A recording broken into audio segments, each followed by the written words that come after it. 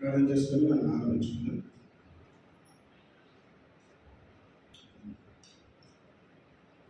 సర్వశక్త సర్వాధికారి నిధిలో తండ్రి సమాధానకర్త నీకే కృతజ్ఞతాస్తుతులు చెల్లిస్తున్నాం. దగ్గర సమయంలో స్తుతించి ఆరాధించినాం. మరి మరొకసారి వాక్యం ధ్యానిస్తుండగా మా మనవితులను తెరవండి, మాకు కావాల్సిన ప్రత్యక్షత దయచేయండి. వ్యక్తిగతంగా మాతో మాట్లాడండి. ఈ వాక్య అవగాహన వాక్య ప్రత్యక్షం నడిపించండి. సత్యం తెలుసుకొని సత్యం మమ్మల్ని స్వతంత్రంగా చేస్తుంది. సత్యమైన మార్గంలో మనం నడవడానికి మరొకసారి నీ వాక్యం ధ్యానిస్తుండగా వాక్యమైన వెలుగు నా జీవితాన్ని వెలిగించాలని నీ సన్నిధిలో విజ్ఞాపన చేస్తూ, ఇదిగో దేవా ఈ వాక్యం వింటుండగా మా జీవితంలో ఒక నూతన క్రియలు చేయబోతున్నది నీకే కృతజ్ఞతాస్తుతులు చెల్లిస్తూ యేసుక్రీస్తు పరిశుద్ధ నామమున ప్రార్థించి వేడుకుంటున్నాను తండ్రి. ఆమేన్. దేవుడి కృపను బట్టి మరి దేవుడు మరి సంవత్సరం మరి చివరి ఆదివారం నడిపించారు. 8th సండే 8వ వారం దేవుడు నడిపించాడు. దాన్ని బట్టి మనం దేవునికి కృతజ్ఞతలు చెల్లిద్దాం. సోదర సమయంలో తీసుకున్న అంశం what mind do you have? నీవు ఎలాంటి మనసు కలిగి ఉన్నావు? What mind do you have అనే అంశాన్ని మనము ధ్యానిస్తాం. ఇలాంటి మనసు కలిగి ఉన్నావు అనే అంశాన్ని మనము ధ్యానిస్తాం. సో నాతో పాటు చూడండి, ఒక క్వశ్చన్తో స్టార్ట్ చేస్తున్నాం.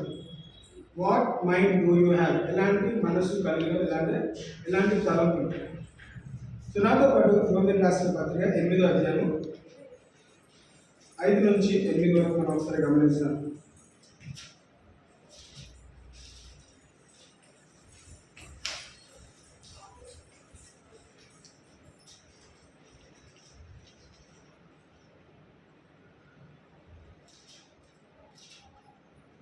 రోమియోలకు రాసిన పత్రిక 8వ అధ్యాయం 5వ వచనం చూస్తున్నాము, గమనిస్తున్నాం.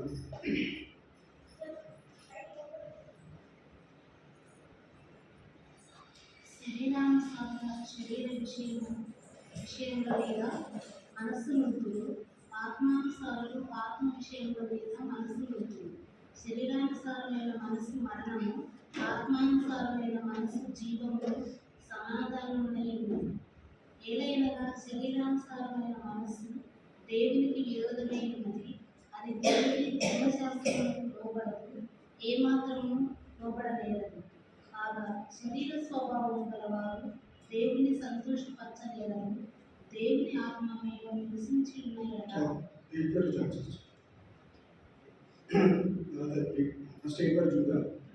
చూడండి, గమనిస్తే 5వ వచనం నుంచి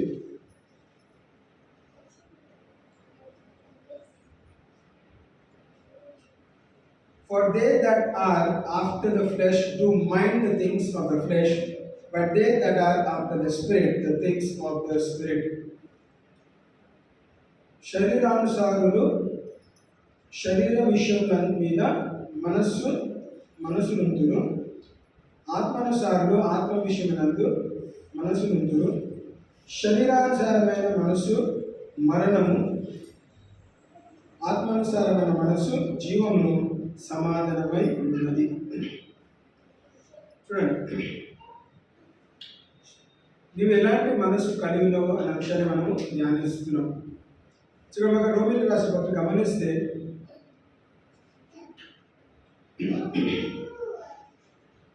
ఫస్ట్ ఏంటిది? కార్నల్ మైండ్ అంటే శరీరానికి సంబంధించిన మనసు గురించి మనం మాట్లాడుతున్నాం. సో ఇక్కడ గమనిస్తే శరీరానికి సంబంధించిన మనసు ఉన్నది, ఆత్మకి సంబంధించిన మనసు ఉన్నది. శరీరానికి సంబంధించిన మనసు ఏం చేస్తుందా, ఈ లోకరీతికున్న ఆలోచనల పైన, ఈ లోకరీతికున్న ఆసక్తుల పైన మనము వెళ్తా ఉన్నాం. కానీ ఆత్మకి సంబంధించిన మనసు ఉన్నట్లయితే ఆత్మకి అనుసారమైన మనసు అంటే అలాంటి క్రియలు మనం చేస్తుంటాం. సో ఇక్కడ గమనిస్తే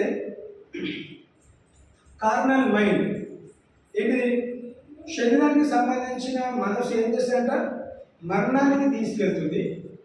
ఆత్మకి అందుకే ఇక్కడ ఆలోచన ఉంటుంది, ఆత్మానుసారమైన మనస్సు జీవమును సమాధానమై ఉన్నది. It is life and it is peace. ఏమనండి మనకి ఈరోజు ఫస్ట్ ఏమో మనము జీవించాలి, ఆ జీవితంలో మనకి సమాధానం కావాలి. ఏది ఉన్నా లేకున్నా, డబ్బున్నా డబ్బు లేకపోయినా కానీ అలాగే వాళ్ళు పీస్ ఆఫ్ మైండ్ అంటే అవునా, మనశ్శాంతి కావాలి, సమాధానం కావాలి. సో ఇక్కడ గమనిస్తే సమాధానం కావాలి అన్నప్పుడు ఏం చేయాలంట, ఆత్మకి అనుసారమైన క్రియలలో అలాంటి మనస్సు మనము కలిగి ఉండాలి. లోకరీతిగా ఉంటూ సమాధానం ఎక్స్పెక్ట్ చేస్తే సమాధానం రాదు మనకి. సో వాక్యం గమనిస్తుంది ఏంటి, శారీరకమైన సంబంధాల నుంచి శరీరానుసారంగా శరీర విషయముల మీద మనస్సులో ఆత్మ విషయాల మీద మనస్సు నందులో శరీరానుసారమైన మనస్సు మరణము. సో మనం మరణించాలా జీవించాలనేది ఎవరు చేతుంది, మన చేతుల్లో. సో మన చేతి ఉంది కాబట్టి ఇప్పుడు మన మనసుని ఎటువైపు మరణించాలి, శరీరం ఒకవైపు వెళ్ళమంటది, ఆత్మ ఒకవైపు వెళ్ళమంటది. మనము ఫస్ట్ ఏంటంటే ఆత్మ ఉన్నాము, we are in the spirit.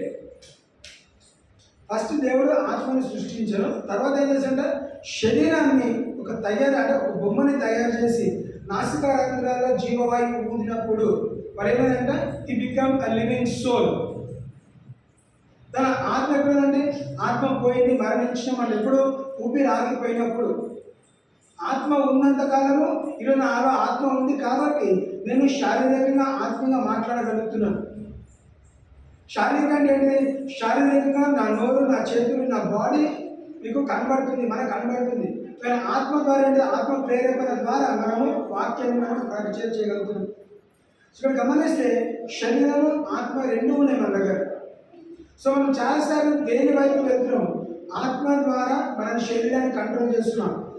ఒక వాక్యం ఉంటుంది కదా, the spirit is willing but the flesh is week. ఏంటిది, ఆత్మ ఏమో ప్రార్థన చేయాలనిపిస్తుంది, కానీ శరీరం ఏమంటున్నావు మనతో, నువ్వు బలహీనంగా ఉన్నావు, లేకపోతే నువ్వు అలసిపోయినావు, తర్వాత ప్రార్థన చేయొచ్చు అని శరీరం మాట్లాడుతుంది. సో ఇప్పుడు మనం ఏం చేయాలి, ఆత్మానుసారంగా ఆత్మలో మనం ఎక్కువగా ఉన్నట్లయితే లేదా బలపరచబడినట్లయితే మనం ఏం చేస్తాం, మన శరీరం కంట్రోల్ చేసుకొని, లేదు నాకు ఎట్టి పరిస్థితుల్లో శరీరమా నువ్వు ఏం చేయాలంట, నువ్వు మెదులుకుంటా ఉన్నావు, నువ్వు నాతో మాట్లాడవు, నేను ఆత్మ సంబంధమైన క్రియలు ఉన్నాయి కాబట్టి ఇదిగో నేను ప్రార్థన ఖచ్చితంగా చేస్తా. అలసిపోయిన నుంచి శరీరం పడుకోని చెప్తుండొచ్చు, అలసిపోయిన కానీ అందరం కూడా ప్రతి ఒక్కరం ఇలాంటి ఛాలెంజెస్ కూడా వెళ్తాం. ఎంత ఆత్మీయంగా ఎంత ప్రార్థించాలని కొన్నిసార్లు బలహీనం కాదు, ఎందుకంటే మనం సెకండ్ థాట్స్ ఇచ్చి ఏం చేస్తాము, సరే పడుకుందామని అనుకుంటాం. కానీ మనం గుర్తు చేసుకోవాల్సింది ఏమైనా ఆత్మ సంబంధమైన క్రియలు చేయాలి కాబట్టి ఆత్మానుసారమైన, చూడండి నాకేం కావాలి, జీవము కావాలి, ఇంకా సమాధానం కావాలి. ఆత్మానుసారమైన మనస్సు జీవమును సమాధానమై ఉన్నది. సో దేవా నాకు ఉదయకాల సమయంలో ఈరోజు వాక్యం ఏంటుండగా ఏం చేయాలంటే శరీరానికి సంబంధించిన మనసు తొలగించి ఆత్మకి సంబంధించిన మనసు నాకు దయచేయి. అప్పుడేమవుతుందంటే జీవము సమాధానము పొందుకున్న వాడిగా ఉంటాను. అవును, మనం బ్రతుకుతున్నాము, కానీ చాలాసార్లు చాలా సమయాలలో ఏం చేస్తాము, సమాధానం లేని క్రియలు, సమాధానం లేని జీవితము మనం జీవిస్తున్నాం. ఎంత ప్రయాసపడినా, ఎంత కష్టపడినా కానీ సమాధానం లేని చోట మనం గమనిస్తాం. ఎంత కలుస్తాము, దేవా ఏది ఏమైనా ఇవాళ మనకి ఆత్మ సంబంధమైన మనసు నాకు దయచేయి. What spirit do you have or what mind do you have అనే అంశం ధ్యానిస్తాం. ఎలాంటి మనసు కలిగినావో అనే అంశాన్ని మనం ధ్యానిస్తాం. ఎలాంటి మనసు కలిగినామో రెండు ఉన్నాయి, శరీరమా ఆత్మ. దేవుడు ఇదే పెట్టుకోమని చెప్పట్లేదు. శరీరం ఉన్నది, ఆత్మ ఉన్నది. శరీరానికి సంబంధించిన మనస్సు నేను మరణానికి తీసుకెళ్తున్నాను. ఆత్మకి సంబంధించిన మనస్సు నేనేం చేశానంటే జీవము సమాధానానికి ఇవ్వబోతున్నాను. సో నువ్వు మరణించాలనుకుంటున్నావా, జీవించాలనుకుంటున్నావా? You want life or death? జీవించాలనుకుంటే ఆత్మకు సంబంధమైన మనసును నువ్వు మనసు వైపు తిరుగు. లేదు మరణించాలనుకుంటే శరీరం ఏం చెప్తుందో దాని వైపు తిరుగు. రెండు మార్గాలు. ఏ మార్గం చూస్ చేస్తున్నావు? ఒకటి ఇరుకు మార్గము, ఒకటి విశాలమైన మార్గం. ఆటలు వాడతారు కదా, రెండు మార్గం. ఏ మార్గం కావాలి? ఇరుకు మార్గమా, విశాలమైన? ఇరుకు మార్గంలో ఏముంటుంది? ఇరుకు మార్గంలో కష్టం ఉంటుంది, కానీ ఏం చేస్తామంటే జీవము సమాధానం ఉంటుంది. ఇరుకులో విశాలంగా మనం సామెతలు చెప్పుకుంటామండి. విశాలత లేదు. ఇరుకులో విశాలత అంటే యూజర్ ఒక ఎగ్జాంపుల్. చాలాసార్లు మనము పెద్ద పెద్ద బంగ్లాలు చూస్తాము, చిన్న చిన్న గుడిసెలు కూడా చూస్తాము. మనకేమనిపిస్తుంది? అలాంటి ఊర్లకి కానీ ఇలాంటి పరిస్థితి పోయినప్పుడు ఇలాంటి ప్రాంతాలు ఉంటే చాలా మంచిగా అనుకుంటాం. ఎందుకు? ఇంత పెద్ద బంగ్లా ఉండి కూడా కొన్నిసార్లు సమాధానం లేని పరిస్థితి, శాంతి లేని పరిస్థితి, నెమ్మది లేని పరిస్థితి. కానీ ఏం చూస్తాము? ఇక్కడ మనం గమనించినట్లయితే మనకేం కావాలంటే, దేవా ఇరుకులో విశాలత నీ ద్వారా నాకు కలుగుతున్నది.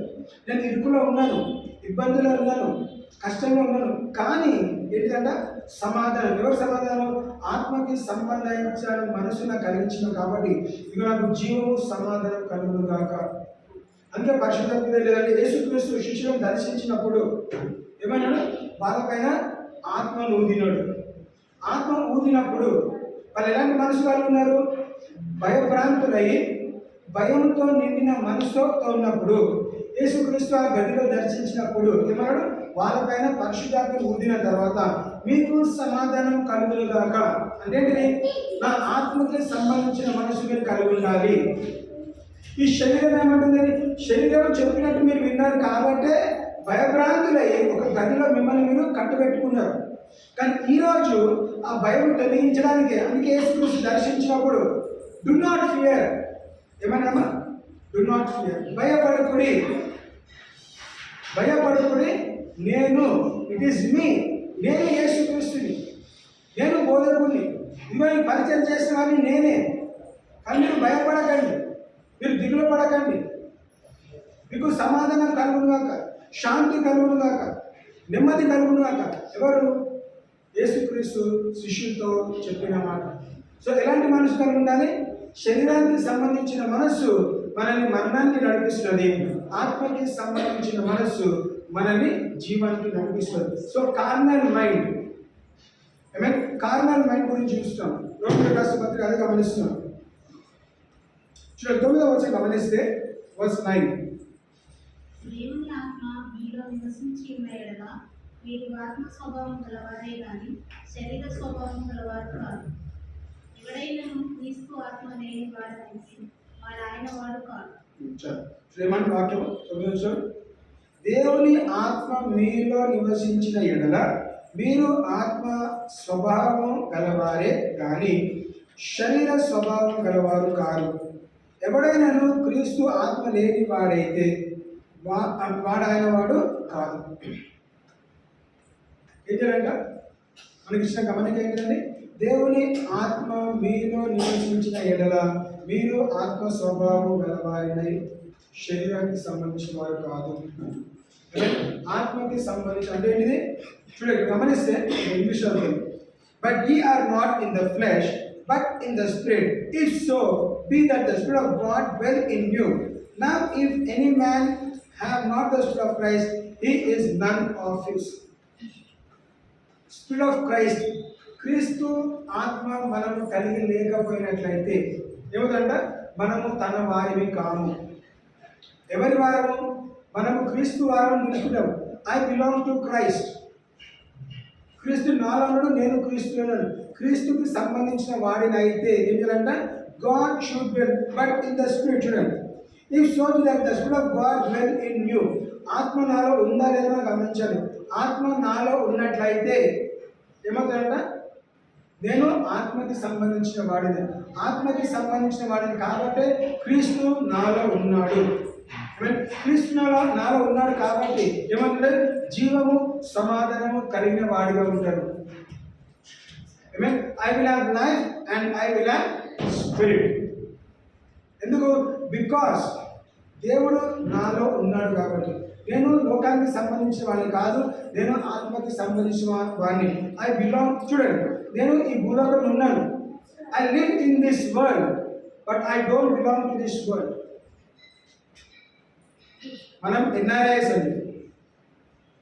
అంటే మనము ఫారిన్ కంట్రీస్ వీసాస్కి, ఫారిన్ కంట్రీస్ గ్రీన్ కార్డుకి మనం ఓతగా రాకలాడుతుంటాం, కానీ దేవుని రాజ్యానికి సంబంధించిన గ్రీన్ కార్డు గురించి మనము ప్రయాసపడట్లేదు. రీసెంట్గా ఏమైంది? ట్రంప్ గెలిచిన తర్వాత ఆయన గవర్నమెంట్ వచ్చినప్పుడు ఆయన అన్నీ క్యాన్సిల్ చేసినాడు. మరి ఆశతో గ్రీన్ కార్డు కావాలి, లేకపోతే ఆశతో వెళ్ళి సెటిల్ అవ్వాలనుకున్న వాళ్ళు ఏమైంది? నిరుత్సాహంగా చూపుతున్నారు. ఇంతకాలం వాళ్ళు డబ్బు ఖర్చు పెట్టి, వాళ్ళు శ్రమ తీసుకొని అన్నీ పెట్టుకొని అంత దూరం వెళ్ళి ఎందుకు? అక్కడ సెటిల్ అవ్వాలి, అక్కడ సిటిజన్షిప్ పొందుకోవడానికి. మరి ఈరోజు ఒక గవర్నమెంట్ వచ్చి క్యాన్సిల్ చేసింది. మరి దేవుడు అలా క్యాన్సిల్ చేసేవాడు కాదండి. మీరు నా దగ్గరికి రండి, నేను మీ దగ్గరకు వస్తాను. మీరు నా దగ్గరకు వస్తే శాశ్వతమైన గ్రీన్ కార్డ్ మీకు అందిస్తాను. For life, for ever you will have a green card. You are a permanent resident of the kingdom of God. దేవుని రాజ్యానికి సంబంధించిన వ్యక్తులం కాబట్టి మనం ఏం చేస్తాం? ఇక్కడ కేవలం ప్రయాణం మాత్రమే చేస్తాం. This life on earth is very short. ఇప్పుడున్న కాలం ఏంటంటే ఏమన్నాడు? మానవ ఆయుష్ 120 సంవత్సరాలు అన్నాడు. సో 120 సంవత్సరాలు ఈజ్ ఈక్వల్ టు తరతరాలు, యుగాంతం, ఫర్ ఎవర్. ఎవర్ లాస్టింగ్ ఎంతది? కనీసం కనిపించదు, కనిపించదు. ఈ మధ్య మనం కొంచెం పిక్చర్ చూస్తూ ఉంటాం. సూర్యుడికి భూమికి వ్యత్యాసం. సూర్యుడు ఇంత పెద్దగా ఉంటే భూమి దాంట్లో ఒక చుక్క మాత్రమే, రైట్? సో మన జీవితము యుగాంతాన్ని కంపేర్ చేసుకుంటే, ఫర్ ఎవర్ లాస్టింగ్ కంపేర్ చేస్తే మన లైఫ్ ఈజ్ నథింగ్. సో ఎందుకు పనికిరాని జీవితంలో మనం జీవించినప్పుడు మనకేం కావాలంట? మనము ఆత్మకి సంబంధించిన మనసు మనం కావాలి. So carnal mind or the mind of Christ. ఇక్కడ గమనిస్తే మరి వర్స్ 10 కూడా చూద్దాం. క్రీస్తు మీలో ఉన్న యెడల మీ శరీరము పాప విషయమై మృతమైనది కానీ మీ ఆత్మని నీతి విషయమై జీవము కలిగినది. అలాగే చూడండి ఏమంటారు? క్రీస్తును కలిగినట్లయితే మీరు క్రీస్తు మీలో ఉన్న యెడల మీ శరీరము పాప విషయమై మృతమైనది కానీ మీ ఆత్మ నీతి విషయమై జీవము కలిగి ఉన్నది. మనం క్రీస్తులో ఉంటే, if you are in Christ you are a new creation. పాతవి గతించను, సమస్తం క్రొత్తవాయను. సో సమస్తం క్రొత్తవాయనప్పుడు ఏమైందంట? నా ఆలోచన కేవలం నీ హృదయం ఒకటే కడగబడట్లేదండి. నీ హృదయంలో నుంచి, అంటే everything right from the top to the bottom, నీ ఆలోచనలు, నీ తలంపులు, నీ క్రియలు, నీ చేష్టలు అన్నీ కూడా కడగబడుతున్నాయి. సో మనం ఏం చేయాలి? మనము క్రీస్తుకి సంబంధించిన ఆలోచనలు, తలంపులు, మనసు మనం కలిగి ఉండాలి. సో గమనిస్తే క్రీస్తు మీలో ఉన్న ఎడల కండిషన్ ఏంటి? If Christ is in you, if అంటే ఉన్న ఎడల, క్రీస్తు మీలో ఉన్న ఎడల మీ శరీరము పాప విషయమై మృతమైనది కానీ మీ ఆత్మ విషయమై జీవము కలిగి ఉన్నది. Hallelujah. When I have Christ I have life. నీలో ఎంతకాలం అయితే క్రీస్తు ఉంటాడో నీలో జీవం ఉన్నది, సమాధానం ఉన్నది. నువ్వు క్రీస్తుని తీసి పక్కన పెడితే ఏమవుతుందంట? జీవం లేదు, సమాధానం లేదు. ఏమున్నదంట? మరణాన్ని మనం ఆహ్వానించిన వారి ఉంటాం. దేవుడు లేని జీవితం ఉన్నట్లయితే అది మరణంతో సంబంధించిందే. చాలామంది యాక్సెప్ట్ చేస్తారో అనవసరం. నేను నమ్మినానా, నమ్ముతున్నానా, నమ్మట్లేదా? మన బాధ్యత ఏంటి?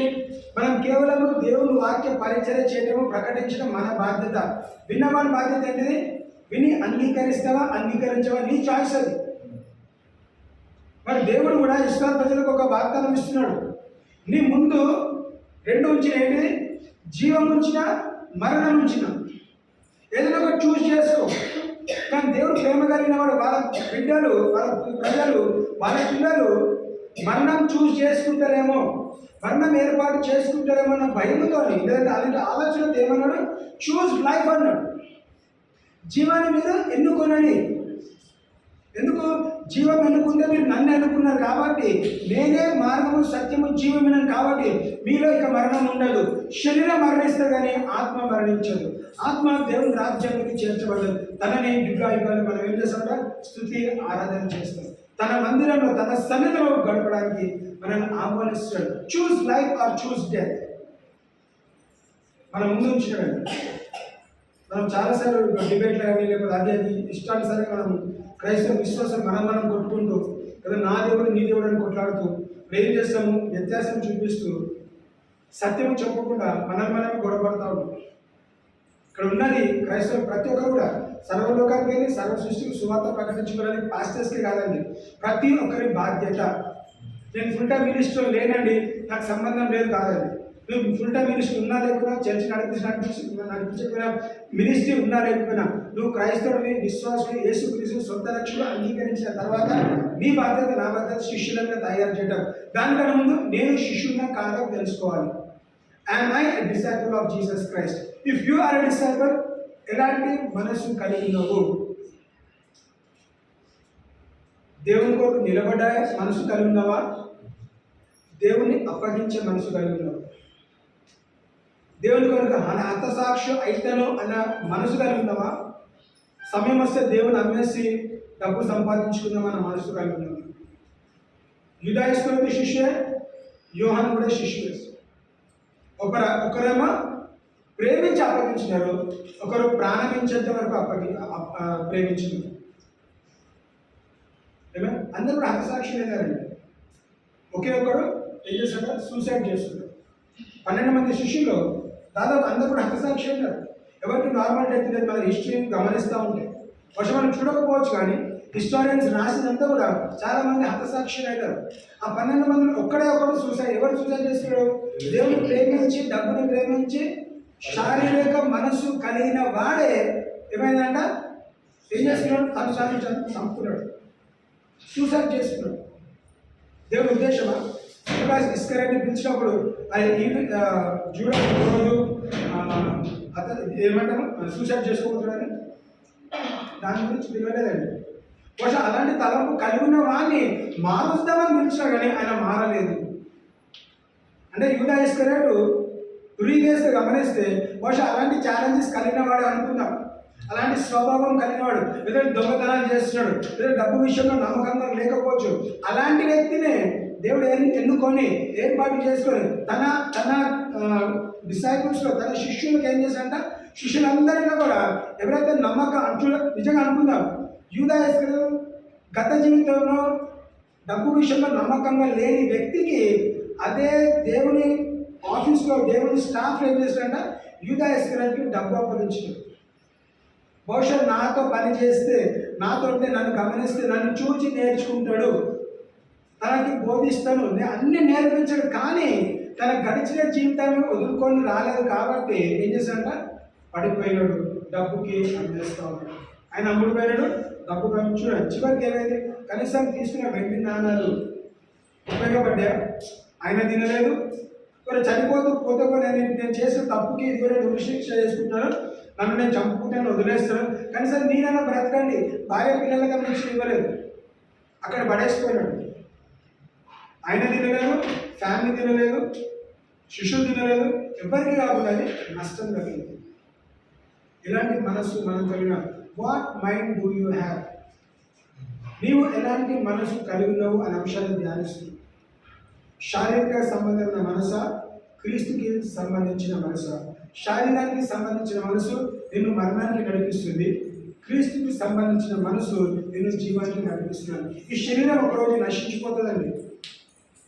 డివైన్ హెల్త్ ఉండొచ్చు, ఆర్గన్స్ పనిచేయకుండా నశించిపోవచ్చు, కానీ నేను చనిపోయిన తర్వాత నా ఆత్మ ఎక్కడికి వెళ్తుందో అన్న అంశము ఆలోచన కలిగి ఉండాలి.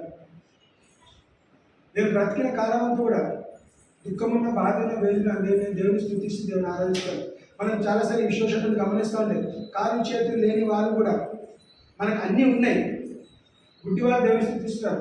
కాలు చేతులు లేని వాళ్ళు కూడా కంప్లైంట్ చేయట్లేదండి, గొనగట్లేదు, సంగట్లేదు.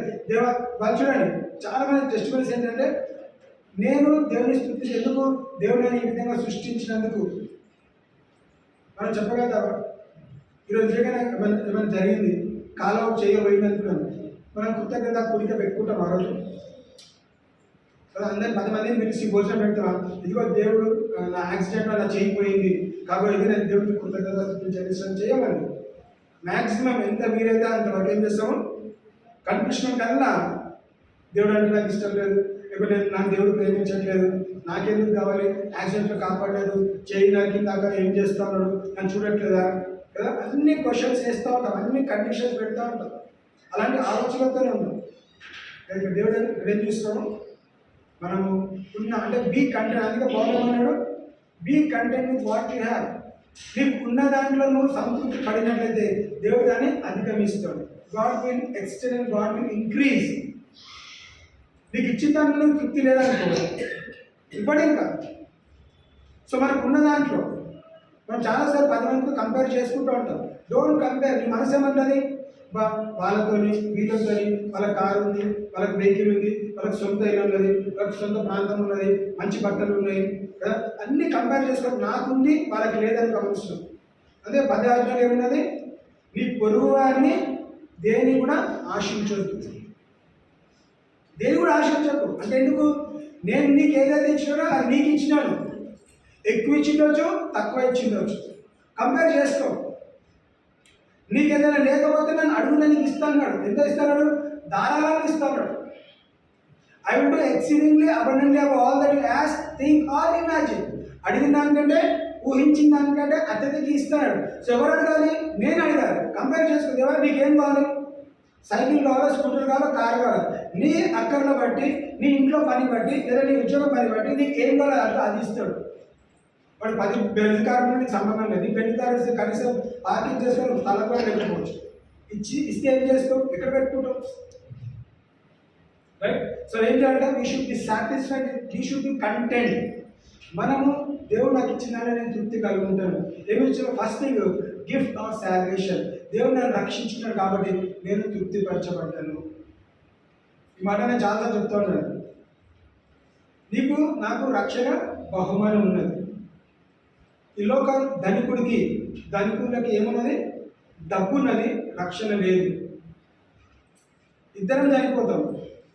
ఎవరు ఎక్కడికి వెళ్తారు, ధనికుడు ఎక్కడ వెళ్తారు, వాళ్ళ ధనము పరలోక రాజ్యం తీసుకెళ్తుందా, తీసుకెళ్ళారు. ఇక నిన్ను ఏం తీసుకెళ్తుంది, ధనం కాదు, నీలో నాలో ఉన్న రక్షణ అనుభవము, రక్షణ బహుమానము దేవుని రాజ్యంలోకి తీసుకెళ్తారు. ఏది ఇంపార్టెంట్, మొట్టమొదటిగా రక్షణ ఇంపార్టెంట్. తర్వాత రక్షణకి సంబంధించిన ఇవన్నీ కూడా మీకు సమకూర్చబడతాయి అన్నాడు. ఏమన్నాడు, నా నీతిని నా రాజ్యాన్ని వెతికినట్లయితే, మొదట వెతికినట్లయితే, seek first the kingdom of God and all these things will be added unto you. So దేవుని నీతిని, దేవుని రాజ్యం మనం వెతికినట్లయితే అంటే ఏంటిది, నీతి ఇంకొక వాక్యం అనుసరిస్తుంది, ఆత్మ నీతి విషయమై జీవము కలిగి ఉన్నది. సో నేను ఆత్మీయంగా లేదంటే నేను నీతి జీవితం జీవించినట్లయితే I will have life. When you have life you have everything. జీవం ఉంటే సమస్తం ఉన్నది. ఎందుకు, నువ్వు బ్రతుకుతున్నావు కాబట్టి నువ్వు సంపాదించగలుగుతావు. సంపాదించాలంటే నువ్వు పని చేయాలి. దేవుని కష్టాన్ని, నీ పనిని ఆశ్రయించినప్పుడు నువ్వు చేసి సంపాదించగలుగుతావు. నేను యేసుక్రీస్తు నమ్ముకున్నాను కాబట్టి కదా, గదిలో తాళం వేసుకొని కూర్చుంటా.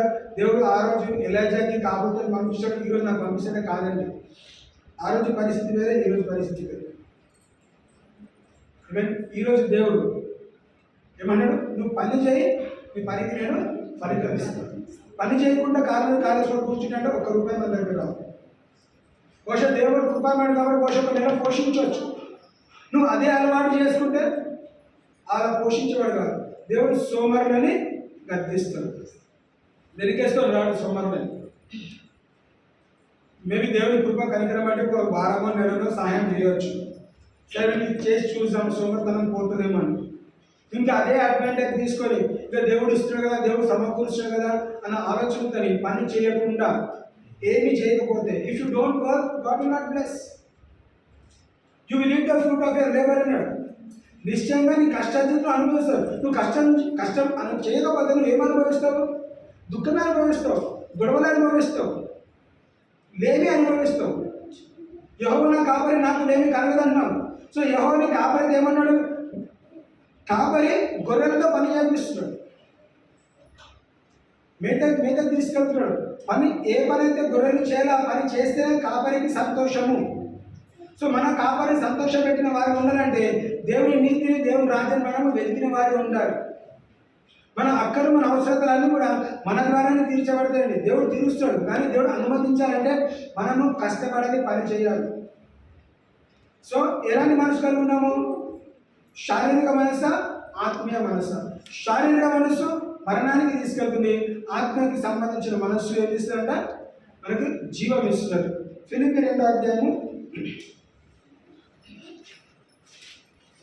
ఫిలిప్పీ 2వ అధ్యాయము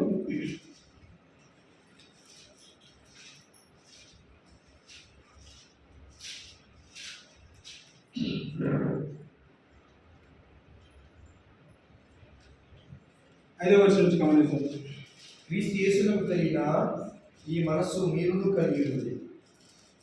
చదువు 6వ వచనం. ఆయన దేవుని స్వరూపము కలిగిన వాడై ఉండి దేవుడితో సమానంగా ఉండటం విడిచిపెట్టకూడని భాగ్యం ఉంచుకోలేదు, కానీ మనుషుల పోలికగా పుట్టి దాసుని స్వరూపమును ధరించుకుని తను తాను ఎన్నికనిగా చేసుకోలేదు. మరియు ఆయన ఆకారముతో మనుషులుగా కనబడి మనము పొందినంతగా ఆయన శిరోమరణము పొందినంతగా విధేయత చూపిన వాడి తను తాను తగ్గించుకోలేదు. గమనిస్తే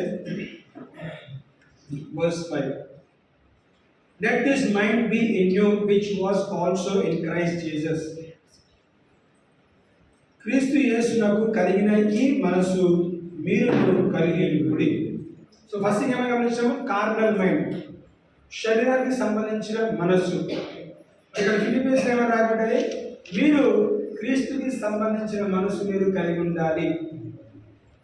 ఎందుకు? దానికన్నా ముందు 4వ వచనం గమనిస్తే, మీలో ప్రతి వాడును verse 1 నుంచి చదవండి. 1 నుంచి 4 వరకు చదవండి. కావున క్రీస్తునందు ఏ హెచ్చరికైనను, ప్రేమ వలన ఆధారమైనను, ఆత్మయందు ఏ సహవాసమైనను, ఏ దయారసమైనను, వాత్సల్యమైనను ఉండేలా మీరు ఏక మనసులన్నట్లుగా ఏక ప్రేమ కలిగి ఏక భావం గల వారుగా ఉండి ఒక్కదాని అందే మనసుంచుచు నా సంతోషమును సంపూర్ణం చేయుడి.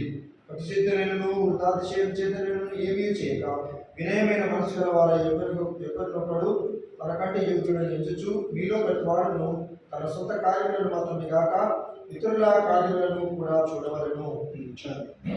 ఏమైనా గమనిస్తున్నాము? ఆత్మకి సంబంధించిన క్రియలను మనం గమనిస్తున్నాం.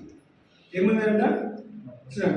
If there be therefore any consolation Christ, if any comfort of love, if any fellowship of the spirit, if any bowels and mercies, fulfill ye my joy that ye may be like-minded, having the same love, being of one accord, of one mind. Let nothing be done through strife or vain glory, but in lowliness of mind, let each esteem other better than themselves. Look not every man on his own things, but every man also the things of others.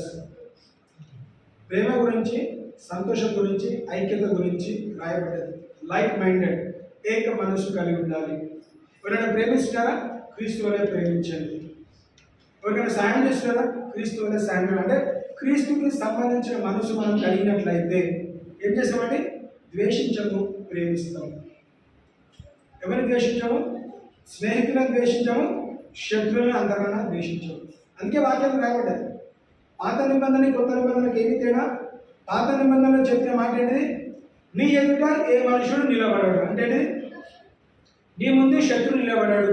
శత్రువు నిలబడితే వాడు నాశనం, బ్రతకడానికి వీల్లేదు ఆ రోజుల్లో. మరి దేవుడు మహాత్మని బట్టి ఆ తెర చినిగిపోయిన తర్వాత ఏమన్నాడు? శత్రువుని ప్రేమించండి.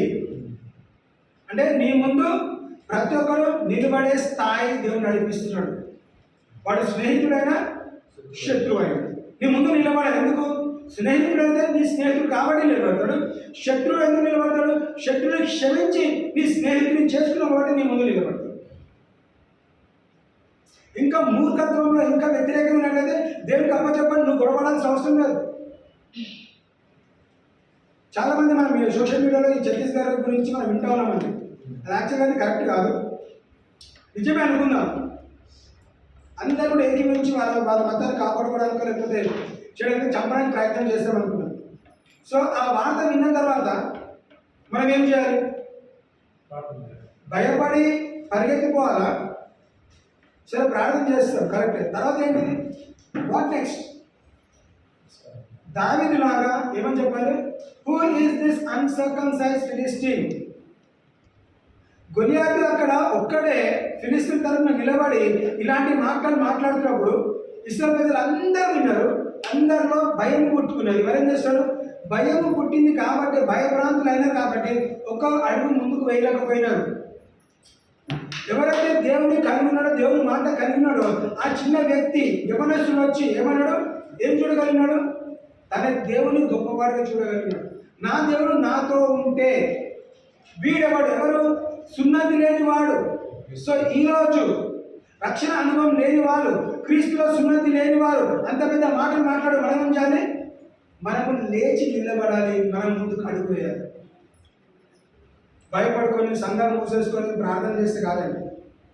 గొడవని చెప్పట్లేదు. మనం చేసి యుద్ధం చేయాలి. We have to fight for it. We have to say, Lord, who is this uncircumcised people? సున్నతి లేని వాళ్ళు, రక్షణ లేని వారు, దేవుని ప్రేమ తెలియని వారు, నీకు వ్యతిరేకంగా వచ్చినట్లయితే, నీ ప్రజల్ని నాశనం చేయడానికి వస్తే what are you doing? You will step into. ఎవరు వస్తారండి? మనం చెప్పాలి, సైన్యములకు అధిపతి యెహోవా నామములో మేము నిలబడతాము. రండి, మీరేం చేయగలరు? ఆ గవర్నమెంట్ ఈ గవర్నమెంట్ ఇవ్వడం చేయండి. మనం నిలబడాలి. మనలో సామర్థ్యత ఉన్నది. గవర్నమెంట్ పాలిటిక్స్ ఇవన్నీ కూడా మన టైంపాస్కి సపోర్ట్ చేస్తే లేకపోతే కేవలం ఓట్ బ్యాంక్ గురించి అది చేస్తే లేకపోతే ఆ స్కీమ్స్ ఇవన్నీ కూడా. But our God is a merciful God, gracious God. అందుకేమన్నాడు? నేను నిన్ను ఎన్నడూ విడువని ఎడబాయను. సో వాళ్ళు నేను చంపడానికి వస్తే నేను ఏం చేస్తాడు? నువ్వు హతసాక్షిగా పిలువబడితే హతసాక్షి అయ్యేంత వరకు నేను వదిలాడు. కాపాడే ఉద్దేశంతో దేవుని కాపాడుతాను. జీవమా మరణమా దేవుని చేతుల్లో. అందుకే పౌలు రాస్తాను ఏమన్నాడు? నేను జీవించిన మరణించిన క్రీస్తు కొరకే. సో నువ్వు వాట్సాప్లో పంపించి ఏం చేస్తావు? నువ్వు ఎన్ని గ్రూపులు ఉంటే అన్ని గ్రూపులు మనం పంపించుకుంటాం. భయపెట్టడానిక, ధైర్యపరచడానిక? ఏ ఒక్కరు కూడా బ్రదర్ ఏం కాదండి, వాడు ఎన్నైనా మాట్లాడడం భయపడకండి, మనం ఉన్నాం కదా అని కూడా పంపించండి. ఆ వీడియో వస్తుంది, 10 మందికి వీడియో పంపిస్తుంది. నీ తోటి సహోదరులను ప్రేరేపిస్తున్నావా, ఎంకరేజ్ చేస్తావా, భయపెట్టిస్తున్నావా? మాట్లాడితే ఏంటి? If they are doing, what are you doing? నీకు ధైర్యం ఉన్నది, నీ చేతిలో 2 అంచెల కన్నా ఖడ్గం ఉన్నది, దేవుడు నీ పక్షంలో ఉన్నాడు. If God is for us, who can be against us అని చెప్పడం కదండి. ఇలాంటి సిచ్యువేషన్ వస్తే నువ్వు మనం వెళ్ళి నిలబడాలా. నీ ఇంటికి వచ్చిన నువ్వు ఏం చేస్తావు? అందుకే చాలాసార్లు ఈ భయం ఉంటుంది కాబట్టి భయపడకూడదు అని 365 సార్లు రాసి పెట్టినాడు. ఆ భయపడము అనేది మన మనసులో ఉన్నట్లయితే ఏ వార్త వచ్చినా మనం భయపడము. ఎంతమంది అంటే లేగాలి, ఎంత లక్షల మంది ట్రైనింగ్ తీసుకొని ఒక విశ్వాసాన్ని చంపడానికి ట్రైనింగ్ తీసుకొని మన దేవుడు నీ పక్షాన నిలబడతారు కదా, నిలబడతారు. నమ్ముట నివేశమైతే నమ్మవానికి సమస్తం సాధన. దేవా ఎప్పుడేమైనా చేసుకొని నీ విషయంలో మేము వెనుకాడము, మా విశ్వాసంలో మేము కోల్పోము, మమ్మల్ని బలపరచు, స్థిరపరచు. దావీదు ఏం చేస్తాడు? తను తాను ప్రోత్సహించుకుని. David encourage himself in the Lord. లక్షలాది సైన్యము ఒకవైపు కూర్చుంటే దావీదు యవనస్తుడు, యుద్ధం చేయడం కూడా రాదు. ఒక గొర్రెల కాపరి వెళ్ళి ఒక రాజ్యాన్ని, ఒక సైన్యాన్ని కాపాడగలిగినాడు. సో అలాంటి స్థితి వస్తే దేవా నన్ను దావీదులాగా వాడుకుందాం. నా రాజ్యాన్ని, నా కుటుంబాన్ని, నా సంఘాన్ని, నా ప్రాంతాన్ని, నా విశ్వాసాన్ని నేను కాపాడుకునే సామర్థ్యత నాకు దయచేయండి. కొంచెం శారీరక బలం లేకపోవచ్చండి. ఆ స్ట్రెంత్ ఎక్కడి నుంచి వచ్చింది?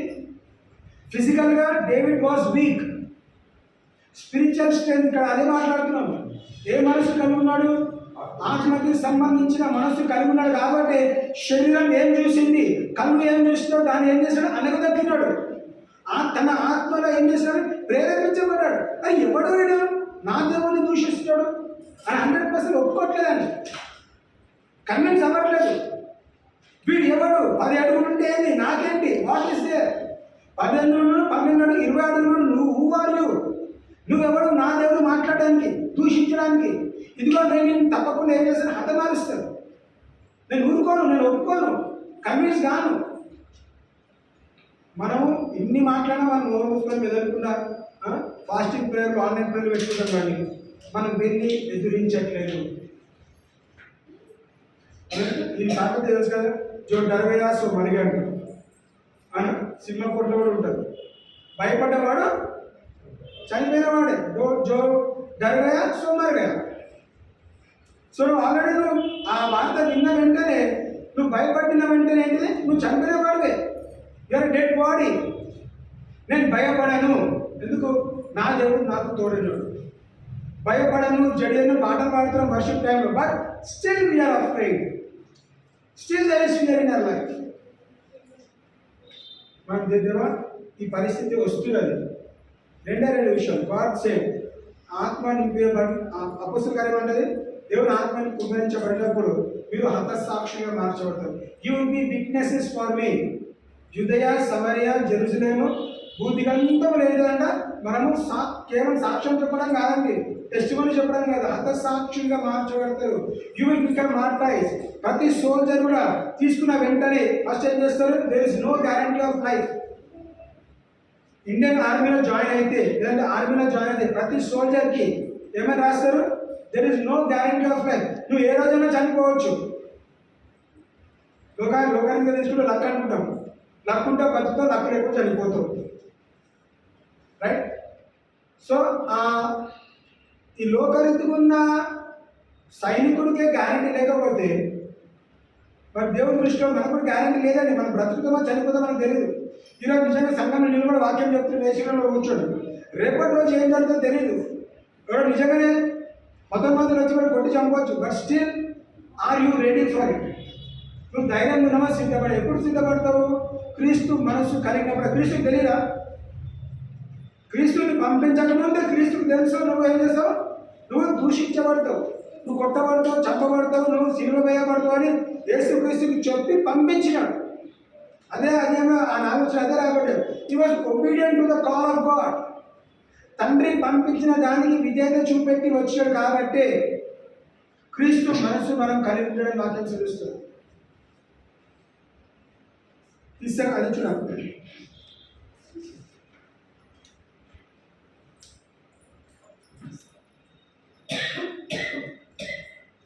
క్రీస్తు యేసులకు కలిగిన ఈ మనసు మీరును కలిగి ఉండుడి. ఏంటంటే క్రీస్తు యేసు భయపడలేదండి. ఎందుకు భయపడలేదు? తనని రాళ్ళతో కొట్టి చంపడానికి ప్రయత్నం చేస్తాడు. కొండ నుంచి తోసేయడానికి ప్రయత్నం చేస్తాడు. ఏం చేశాడు? అప్పగించుకోలేదు, భయపడి పరిగెత్తిపోలేదండి. తన సమయం రాలేదు కాబట్టి కొన్ని వాక్యం ఏమంటుంది, అక్కడ నుంచి తప్పించుకొని పోయినాడు. ఎందుకు తప్పించుకోవాలా? ఆయన వచ్చిందే చనిపోవడానికి. సమయం రాలేదు కాబట్టి, సిలువలో చనిపోవడానికి వచ్చాడు కాబట్టి నువ్వు రాళ్ళతో కొట్టి చంపేస్తే చనిపోవడానికి లేదు, సిలువలోనే చనిపోతారు. సిలువలో చనిపోవడానికి అప్పగించినప్పుడు అప్పుడు పరిగెత్తిపోలేదండి. గెచ్చడం చూడడానికి పరిగెత్తి వెళ్ళిపోవచ్చు కదా, తప్పించుకొని పోవచ్చు. ఎందుకు తప్పించుకోలేదు? సమయం వచ్చింది కాబట్టి సమర్పించుకున్నాడు. ఎందుకు? క్రీస్తు మనస్సు మనం కలిగినట్లయితే తప్పించుకొని పోయే సమయం ఉంటుంది, అప్పగించుకునే సమయం కూడా ఉంటుంది. ఒకరు చనిపోతామండి, నార్మల్ డెత్ ఆర్ మార్టైర్. అదే మనం ప్రార్థన, దేవా నేను చనిపోతే నార్మల్ డెత్, ఇలాంటి అనారోగ్యం లేకుండా హాస్పిటల్స్లో నేను చనిపోవద్దు, యాక్సిడెంట్స్లో నేను చనిపోతే నార్మల్ డెత్లో చనిపోవద్దు, ఆర్ క్రీస్తు కొరకు అంత సాక్షిగా చనిపోవాలి.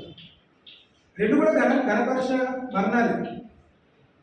అలాంటి జీవితం, అలాంటి ప్రార్థన చేయాలి తప్పకుండా కదా. బండి నడిపించినప్పుడల్లా యాక్సిడెంట్ అవుతుందా, యాక్సిడెంట్ అయితే 100% అలాంటి పరిస్థితి ఎదుర్కొంటారు.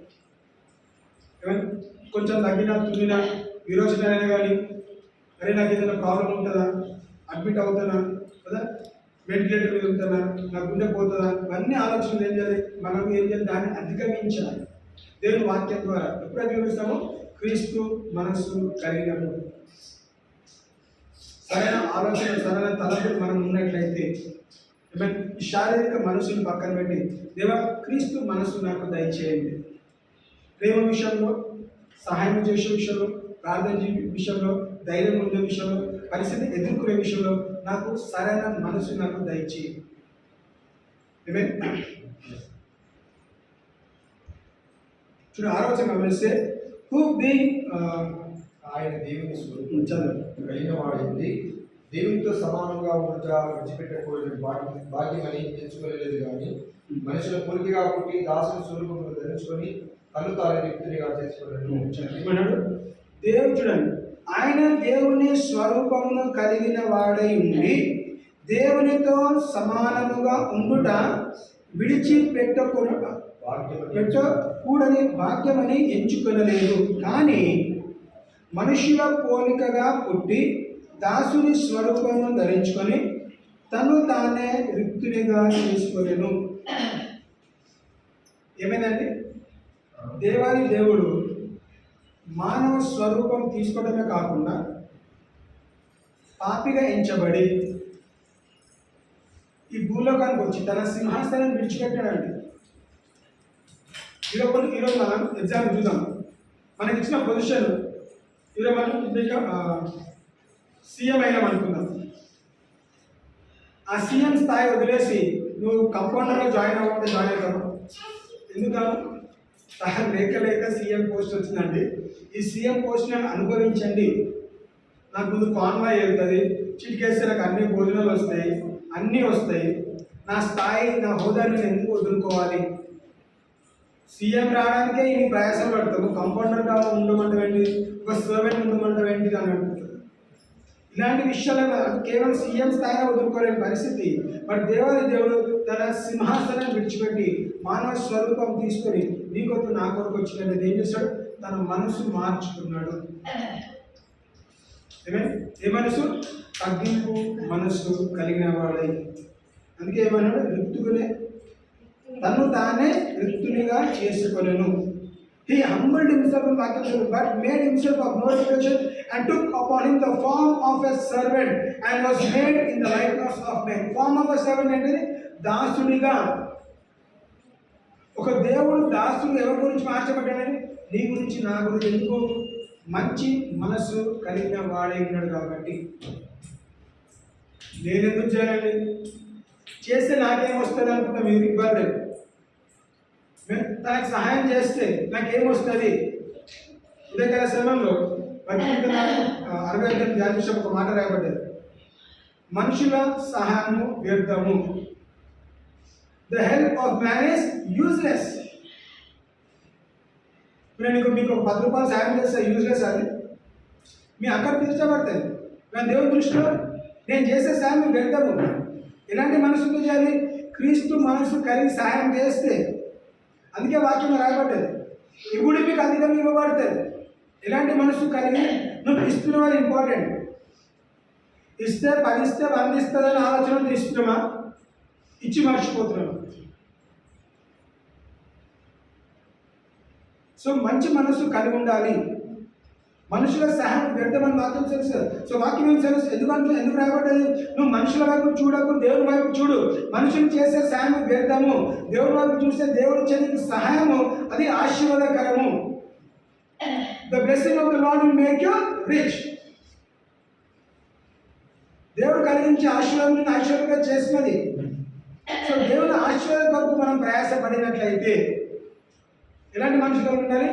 శారీరక మనసుని పక్కన పెట్టి క్రీస్తుకి సంబంధించిన మనసు మనము అడుగుతూ ఉండాలి.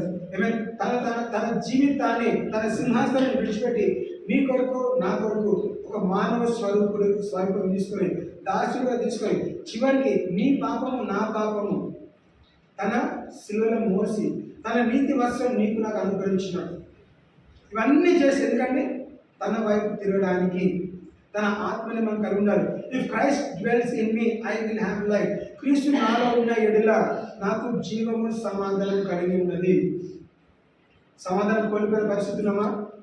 అనారోగ్య పరిస్థితి. దేవా నాకు జీవము దయచేయి, నీవు నాలో వచ్చి నివాసం చేయి, పరిశుద్ధాత్మ నింపుదల నాకు దయచేయి, ఆ పరిశుద్ధాత్మ స్వస్థత వరకు నాకు దయచేయి. నేను ప్రార్థన చేస్తూ నాకు స్వస్థత కలగాలి.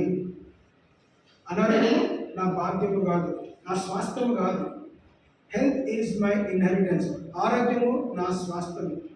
ఆరోగ్యమే మహాభాగ్యం అంటూ మన లోకం ఎలాంటి డిక్లరేషన్ చేస్తే వాక్యం కూడా తెలుస్తున్నది.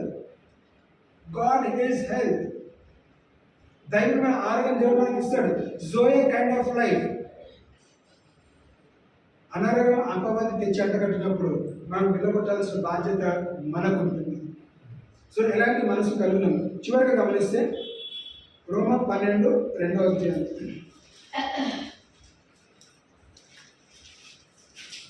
ఈ లోక మర్యాదను అనుసరింపగా ఉత్తమమును అనుకూలమును సంపూర్ణమును అయిన దేవుని చిత్తం ఏదో పరీక్షించి తెలుసుకున్నట్లు మీ మనసు మాయ మాట్లాడుతుంది. చూడండి,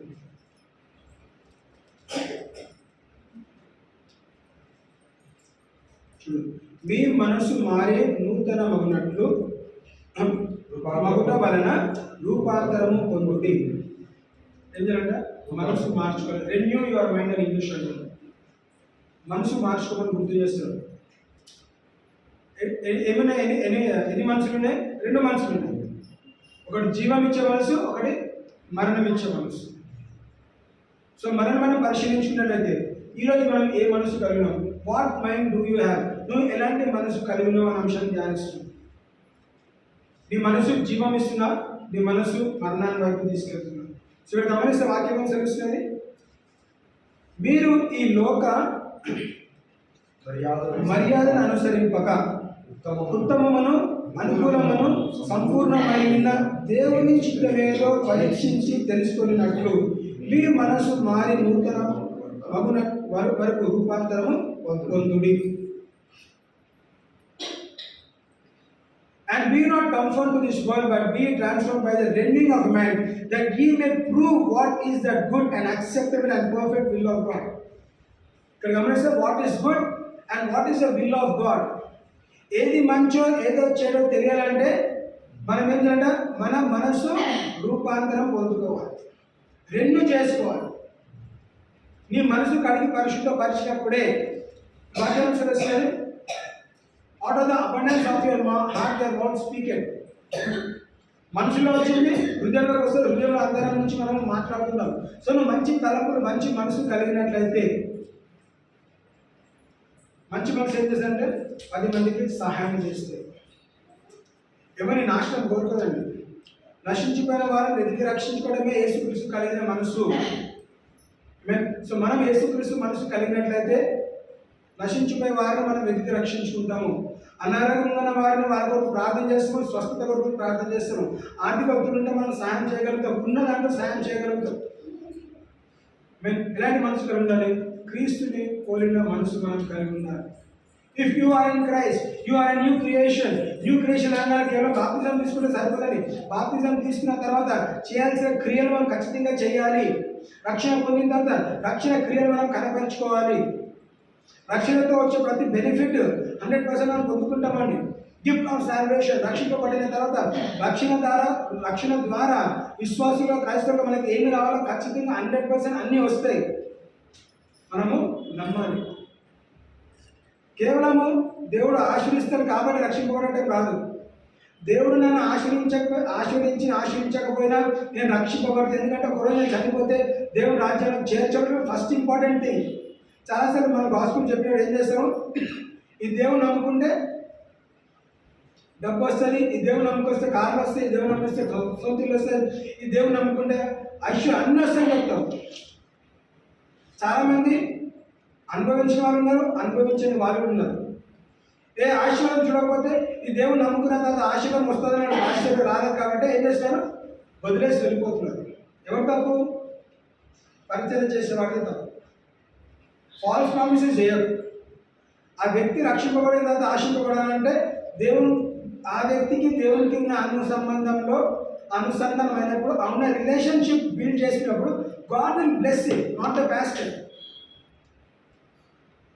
కేవలం మనం ఏం చేయాలంటే రక్షణ అనుభవంలో నడిపించాల్సిన బాధ్యత మాత్రమే ఒక క్రైస్తవుడిది. దేవుడు ఆశీర్విస్తే ఇవ్వటం మనకు అనవసరం. నువ్వు ఆశించబడినట్లయితే నీ సాక్షిని పంచుకో. అదే సాక్ష్యం తన జీవితం జరగవచ్చు, జరగకపోవచ్చు. తనకి దేవుని మధ్య ఉన్న సంబంధము తనని హెచ్చిస్తుంది లేక దిగజారుతుంది. సో వాక్యం చెప్పేటప్పుడు మనం చాలా జాగ్రత్తగా ఉండాలి. ప్రత్యేకంగా అవిశ్వాసం అన్యులకు మనం వాక్యం చెప్పినప్పుడు మనం చాలా పర్టికులర్గా ఉండాలి. ఈ బ్లెస్సింగ్ అని చెప్పకుండా ఫస్ట్ నువ్వు నమ్మితే రక్షింపబడితే దేవుని చనిపోయినప్పుడు నువ్వు దేవుని రాజ్యంలో చేతులు ఫస్ట్ థింగ్. రేపటి దినాన నీ ఆర్థిక పరిస్థితుల్లో, శారీరక పరిస్థితుల్లో ఈ అవసరం లెక్కలను తీర్చబడవచ్చు, తీర్చబడకపోవచ్చు. నువ్వు కష్టపడు, దేవుని కష్టాన్ని ఆశీర్వదిస్తావు. దేవుడు నమ్ముకున్నంత మాటికే నువ్వు ఏం జాబ్ చేయకుండా ఇంట్లో ఒకసారి 10 పోషించమంటే 100% పోషించాడు. కష్టపడితేనే నిన్ను పోషిస్తాడు కానీ ఆశీర్వదిస్తాడు అని మనం చెప్పగలగాలి. సో వాక్యం ఏమనుకుంది? ఫస్ట్ ఏమంటే మనుషులు లోకరీతిలో ఉన్న మనస్సు, రెండోది క్రీస్తుకి సంబంధించిన మనస్సు, మూడోది మారు మనస్సు. Renew your mind. చివరిగా గమనిస్తే 1 కొరింథీ 2వ అధ్యాయం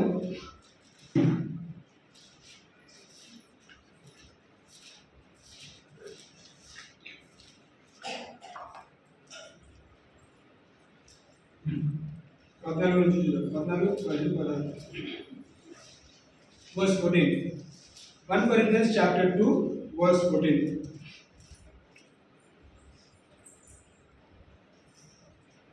ప్రకృతి సంబంధమైన మనుషులు దేవుని ఆత్మ విషయములను అంగీకరింపడు. అవి అతనికి వెరితనంగా ఉన్నవి. అవి ఆత్మానుభవంతో విమోచింపడదు కనుక అతడు వాటిని గ్రహింపజాలడు. But the natural man receiveth not the things of the Spirit of God, for they are foolishness unto him. Neither can he know them because they are spiritually discerned. Natural man receiveth not the things of the Spirit of God. శరీరానికి సంబంధించిన వ్యక్తి మనిషి ఆత్మకి సంబంధించిన విషయాలు పొందుకోలేడు వాక్యం చదివిస్తుంది. అవేనంటే ఆత్మకి సంబంధించిన విషయాలు శరీరానికి సంబంధించిన ఆలోచనలకి ఏమవుతుందంటే వెర్రితనంగా కనబడుతున్నది. It is foolishness. ఏంటిది? ఆత్మకి సంబంధించిన ఫర్ ఎగ్జాంపుల్ చూడండి, ఇట్లా ప్రార్థన చేస్తే స్వస్థపరచబడినారు, చనిపోయిన వాడు లేచినాడు అనేది అన్యుడికి అది వెర్రితనం. ఎందుకు? ఆత్మ సంబంధమైన క్రియలు అర్థం చేసుకున్నారు కాబట్టి. అదే రక్షణ అనుభవంలో వచ్చిన తర్వాత ఆ మాట చెప్పు గ్లోరీ టు గాడ్ అంటాడు. దానికన్నా ముందు చెప్తే ఫేత్ నవరా అంటాడు. అదే కదా, ఇంకా పేకు అంటాం. అదే రక్షణ అనుభవంలో వచ్చిన తర్వాత దేవుని మనసు వచ్చిన తర్వాత ఆత్మకు సంబంధించిన మనసు వచ్చిన తర్వాత నువ్వు చెప్పిన ప్రతి అద్భుతం కొరకు ఏం చేశాడ నమ్మడానికి వీలు. ఎందుకు? దేవుని ఆత్మలో తనలో ఉంది కాబట్టి నమ్మసత్యంగా ఉంటున్నారు కదా. It will not be foolishness. ప్రకృతికి సంబంధమైన మనుషులు దేవుని ఆత్మ విషయంలోనూ అంగీకరింపడు. అవి అతనికి వెరితనముగా ఉన్నవి. అవి ఆత్మ సంబంధము చేతనే వివేచింపబడు గనుక అతడు వాటిని గ్రహింపజాలడు. ఈ will have the spirit of discernment. గ్రహించే ఆత్మ కలిగి ఉంటాడు కాబట్టి. ఎందుకు? ఆత్మని అంగీకరించిన ఆత్మని పొందుకునేవాడు కాబట్టి ఆత్మకి సంబంధించిన క్రియని గ్రహించగలుగుతాడు. సో శరీరాన్ని పక్కన పెట్టి, శరీరానికి సంబంధించిన మనసు పక్కన పెట్టి ఆత్మకి సంబంధించిన మనసు మనం కలిగినట్లయితే, మన మనసు మారినట్లయితే ఏం చేస్తాము?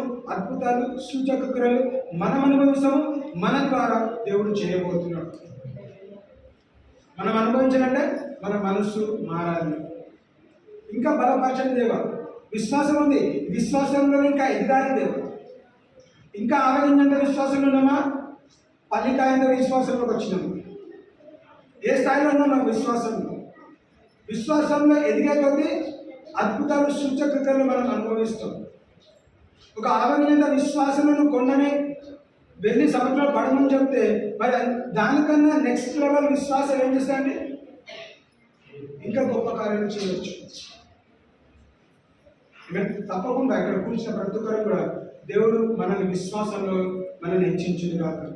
వాక్యం ద్వారా, వాక్యం వినడం ద్వారా మీకు విశ్వాసం కలుగుతుంది కాబట్టి విశ్వాసం ఎదగడానికి మనము వాక్యం విన్నట్లయితే, మనం వాక్యం చదివినట్లయితే, వాక్యం ధ్యానించినట్లయితే ఆ వాక్యంలో మనం ఎదిగే కొద్దీ మన మనసు రూపాంతరం పొందుతున్నాడు. మారు మనసు పొందిన వాడే ఉంటున్నాడు.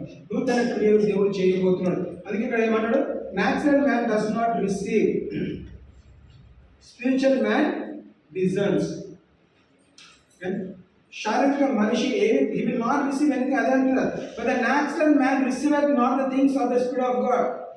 ఆత్మకి సంబంధించిన క్రియలు మనం ఏది కూడా పొందుకోలేరు. శరీరంతో సంబంధించిన మనసు ఏది కూడా పొందుకోలేడు. అందుకే ఏదైనా పొందుకోవాలంటే ఫస్ట్ మనసు మార్చుకోండి. Renew your mind.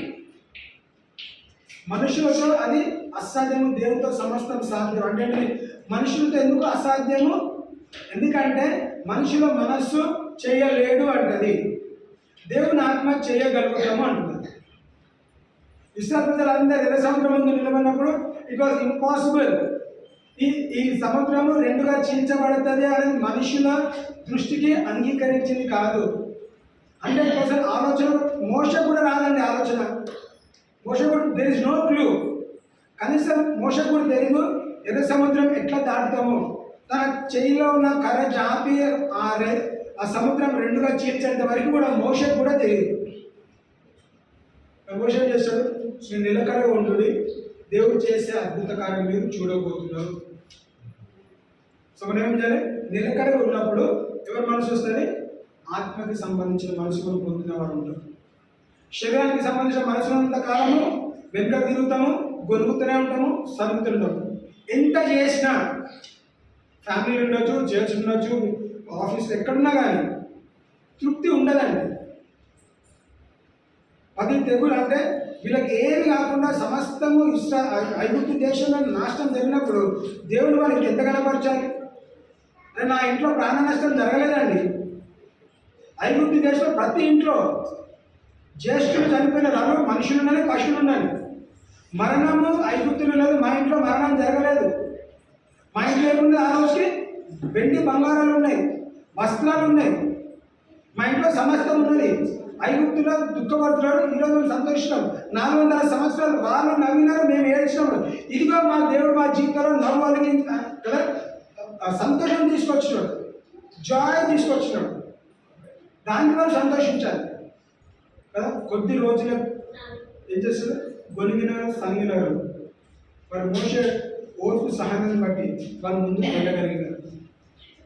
మారు మనసు కలిగినట్లయితే తప్పకుండా మోషే కన్నా గొప్ప కార్యాలు మనం చూడబోతున్నాం.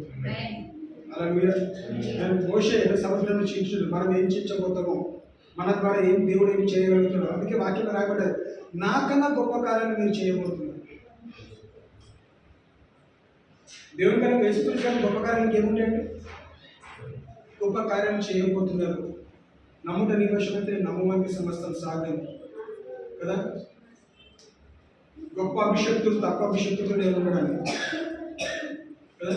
నీలో విశ్వాసము రోగుల్ని స్వస్థపరుస్తుంది, వాక్యం తెలుస్తుంది. అక్కడ పాస్టర్, అపాసులు, బిషప్, ప్రీచర్ అని చెప్పట్లేదండి కదా. నీ విశ్వాసము రోగుల్ని స్వస్థపరుస్తుంది. నేను విశ్వసించి ప్రార్థన చేద్దేవా వాళ్ళని స్వస్థపరచు. నేను విశ్వసిస్తున్నాను. నీ విశ్వాసంతో ఇంకొకరు ఏకీభవిస్తే చాలు. ఇద్దరు ఏకీపించినట్లే, ముగ్గురు ఏకీపించినట్లే అది పరలోకము భూలోకము బంధించబడుతుంది. సో దేవుడు నీకు నాకు ఆ అధికారం ఇచ్చాడు, ఆ తాళపు చేతులు ఇచ్చాడు. అపవాది చేతులు లేవు. అదే యేసుక్రీస్తు వచ్చాడు, ఆ తాళపు చేతులు తీసుకొని నీకు నాకు ఇచ్చినండి. దాన్ని జోబులో పెట్టుకుని పోలేదు. నీకు నాకు నీ దగ్గర నా దగ్గర ఏం చేతులు ఉన్నాయి? తాళం తీసేవి ఉన్నాయి, తాళం వేసేవి కూడా ఉన్నాయి. ఏమేయాలి? ఇలాంటి వార్తలు విన్నప్పుడు, చెడు వార్తలు విన్నప్పుడు దాన్ని తాళం వేయాలి. ఏమైనా చేసుకోకూడదు. నువ్వు ఎందుకంటే బ్రతకడానికన్నా సిద్ధంగా ఉన్నావు, చనిపోవడానికి సిద్ధంగా ఉన్నాడు. సో వాడు చంపుతుంటే రెడీగా అందరం లైన్గా నిలబడాలి. గాంధీ సినిమాలో చూస్తే మనం ఫ్రీడమ్ దాంట్లో ఈ జనంలో దాంట్లో అందరు లైన్లో నిలబడతారు. వాడు నిజంగా అయితే తెలియదు కానీ సినిమాలో అయితే నన్ను కొట్టండి రా అని ఆ సాల్ట్ సత్యాగ్రహాలు అందరూ ఏం చేస్తారు? ఆ బ్రిటిషర్స్ ముందు నిలబడతారు. మాకేం కావాలి? మాకు ఫ్రీడమ్ కావాలి. సో ఫ్రీడమ్ కావడానికి మమ్మల్ని చంపడానికి ఇంట్లో దాచుకోలేదండి. వాళ్ళందరూ మార్చి గురించి వచ్చి ఏం చేస్తారు? రోడ్ల మీద నిలబడి కొట్టించుకున్నారు, చంపబడ్డారు. వాళ్ళకి తెలిసి చనిపోతారు. అంటే అలాంటి పరిస్థితిలో మనం ఉంటే కొంచెం ప్రాణాలు పోవచ్చు. అని ఎవరి పరిస్థితి చివరికి ఏమవుతుంది? ఇండిపెండెన్స్ డే సెలబ్రేట్ చేస్తారు. అలా మీరు ఎవరు? క్రైస్తవుల విశ్వాసం. స్వాతంత్రం మనకు ఉంటుందండి. నువ్వు స్వతంత్రుడిగా కావాలంటే ప్రాణం అర్పించాలి. బహుశా నీ ప్రాణం వేరేవాడికి జీవం ఇవ్వచ్చు.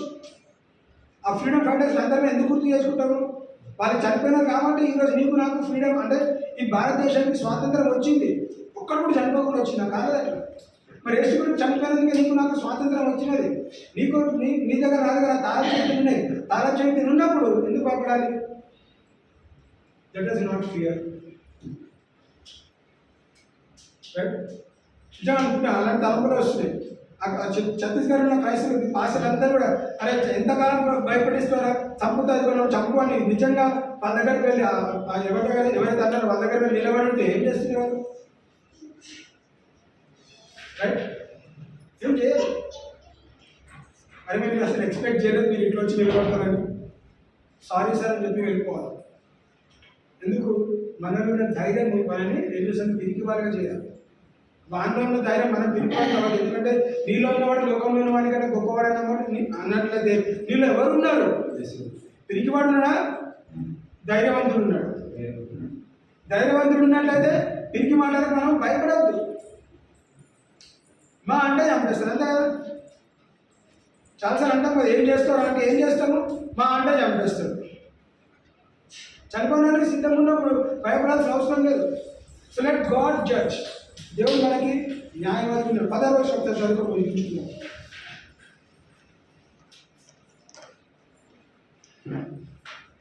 ప్రభు మనసు ఎరిగి ఆయన బోధింపగలవాడు. మనమైతే క్రీస్తు మనసు కలిగిన వారు. హల్లెలూయా, ఆమేన్. ప్రభువు మనస్సు ఎరిగి ఆయనకు బోధింపగలిగిన వాడెవడు? మనమైతే క్రీస్తు మనస్సు కలిగిన వారము. మరి పౌలు ఖచ్చితంగా ధైర్యంగా we have the mind of Christ అంటున్నాడు. ఏమన్నా మనము నాకైతే వ్యక్తిగతంగా తీసుకున్నాం, నాకైతే క్రీస్తు మనస్సు కలిగి ఉన్నాను. అందుకే క్వశ్చన్తో స్టార్ట్ చేశారు. What mind do you have? What mind do I have? నీవు నేను ఎలాంటి మనస్సు కలిగి ఉన్నాము? శరీరానికి సంబంధించిన, ఆత్మకు సంబంధించిన రెండింటిలో జడ్జ్ చేసి ఏం చెప్తాడు ఏంటిది? Renew your mind. మీన్ నీ మనసుని రూపాంతరం పొందుకోరు. రూపాంతరం పొందినప్పుడు ఏమంటావు? అప్పుడు నువ్వు చెప్పగలుగుతావు I have the mind of Christ. అక్కడ క్వశ్చన్ చేస్తే you can stand up and say, నువ్వు నిలబడి చెప్పగలుగుతావు నేను క్రీస్తు మనసు కలిగి ఉన్నాను. పౌలు రాస్తున్నాండి, మీరు నన్ను పోలి నడుచుకోండి. నేను ఏ విధంగా క్రీస్తుని పోలి నడుచున్నా మీరు నన్ను పోలి నడవండి. ఈరోజు మనం ఆ మాట చెప్పే స్థాయిలో లేము. ఎందుకు? మనము క్రీస్తుని సంపూర్ణంగా ఇమిటేట్ చేయలేకపోతున్నాం. క్రీస్తుని పోలి మనం నడవలేకపోతున్నాం కాబట్టి మనం ఆ మాట చెప్పలేకపోతున్నాం. మరి పౌలు ఎందుకు రాయగలిగినాడు? రాయగలిగినాడు ఎందుకంటే ఆయన 100% క్రీస్తుని ఫాలో అవుతున్నాడు కాబట్టి. అన్ని విషయాలు కూడా అదే పౌలు ఏమన్నాడు? యేసుక్రీస్తు మనసు నేను కలిగి ఉన్నాను. అనేక శ్రమ గుండా వెళ్ళాడు. ఏ రోజు కూడా గొంగలేదు, సనగలేదు. ఆత్మ ద్వారా ప్రేరేపించబడి బాబును ఆ ప్రాంతానికి వెళ్ళకు, నేను కొడతారు, చంపుతారు, తింటారు అన్నాక కూడా ఏం చేస్తాడు? ఏం లెక్క చేయకుండా వెళ్ళినాడు, దెబ్బలు తిన్నాడు.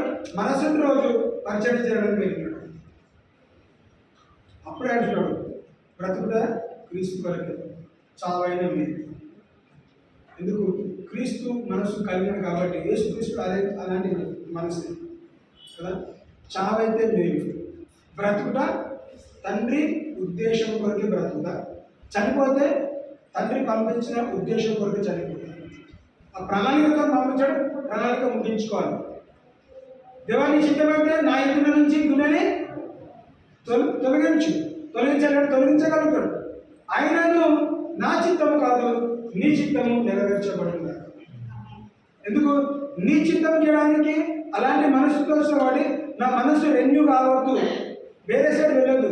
ఏమనుకుని వచ్చామో అదే నేను సంపూర్ణంగా చేసి వెళ్ళాలి కాబట్టి నాకు సహాయం చేయి. దేవుడు తప్పకుండా సహాయపడతాడు. మనమందరం కూడా ఈ క్వశ్చన్తో మనం వెళ్దాం. ఇలాంటి మనసు ఎవరిని జడ్జ్ చేయట్లేదు.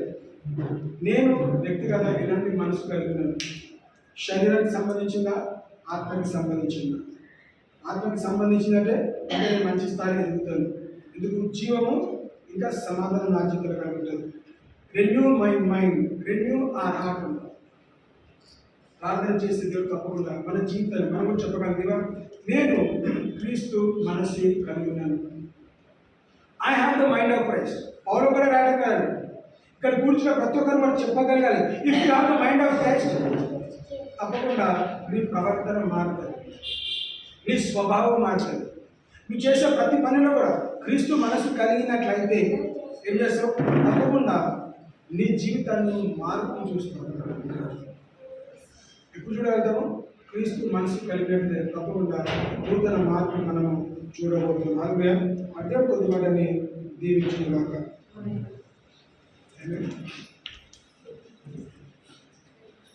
అదే వైపు